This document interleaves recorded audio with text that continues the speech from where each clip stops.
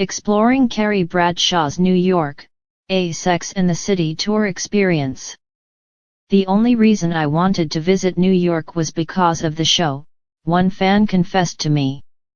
Sex and the City has continued to captivate new fans and critics daily since it first aired on HBO in 1998. With 6 seasons, 2 movies, and 2 seasons of the reboot, and just like that, the series has left an indelible mark. When it was added to Netflix in April, it gained a fresh audience, introducing younger generations to the iconic quartet and sparking debates about which character they resonate with most: Carrie, Charlotte, Miranda, or Samantha.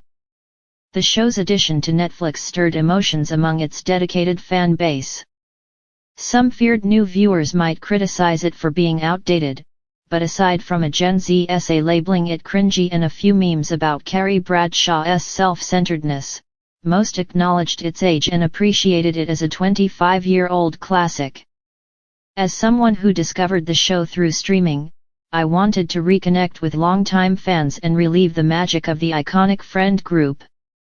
While Carrie once walked 48 blocks in 400 shoes, I opted for the comfort of an on-location tours van to explore the show's famous locations.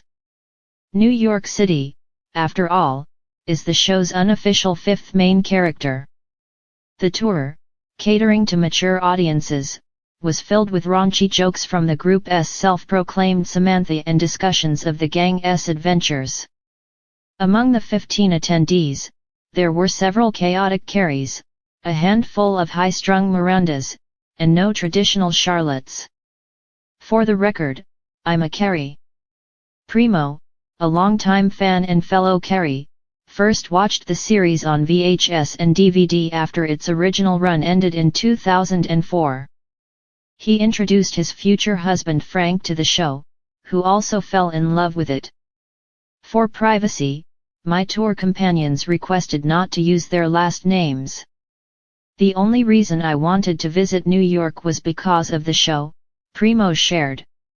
Seeing all those iconic spots made me want to live there.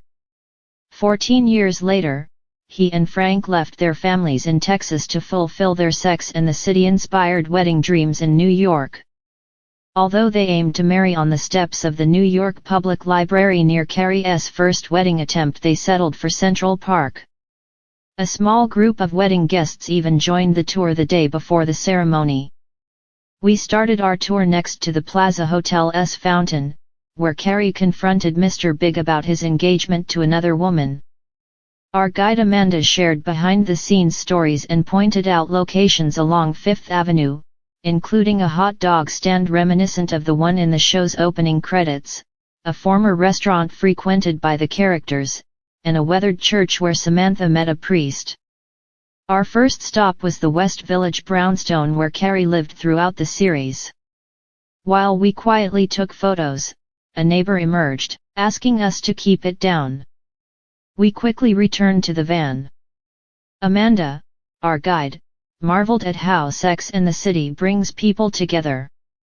She enjoys recommending specific episodes to fans based on their personal issues, often hearing back about how much clarity it provided.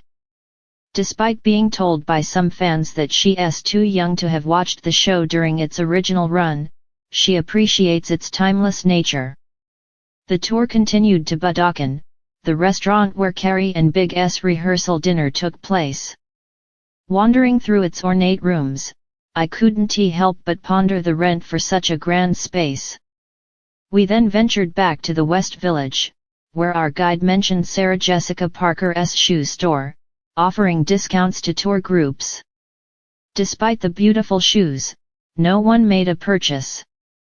Amanda treated us to cupcakes from Magnolia Bakery, made famous by the show despite its brief appearance. I felt like a bit of an imposter, having missed the significance of several locations that were meaningful to my fellow tourgoers. Brittany, a lawyer celebrating her 37th birthday, shared how the show had a profound impact on her life as a teenager, while her friend pursued a career as a publicist inspired by Samantha. Each person on the tour had a unique Sex and the City origin story. Angela and her friend were celebrating their 40th friendiversary, knowing every street we turned onto despite never visiting New York before. Another attendee humorously remarked on how edited versions of the show on TBS reduced its length significantly. Our final stop was Uniel's Grand Street Bar, known as Scout in the series, where we bought 15 Cosmopolitans.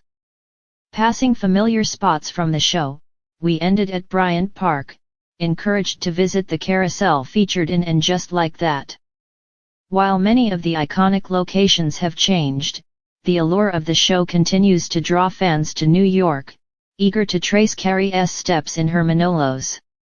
If anyone asks about the tour, tell them you got off 4 times, Amanda joked as we departed.